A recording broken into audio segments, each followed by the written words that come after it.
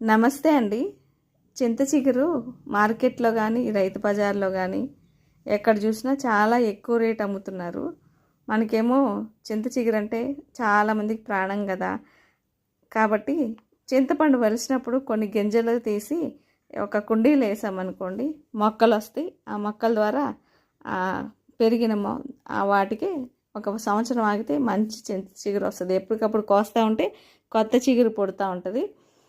నేనైతే అట్లాగే చేస్తా. 10 రోజులకు ఒకసారి చిగురు కోసి ఏదో కూర వండుతా. చికెన్లో, మటన్లో, రొయ్యల్లో, పప్పులో, ఇంకా రకరకాల పచ్చడి చేసుకోవచ్చు.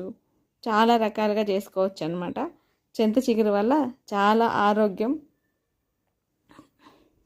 అలాగే చింత చిగురు చాలా రుచిగా ఉంటుంది ఎందులో వేసినా కూడా. నేనైతే ఇప్పుడు ఈ చింత చిగురిని ఎండు రొయ్యలు చింత చిగురు వేసి చేస్తున్నాను. చాలా టేస్ట్గా ఉంటుంది.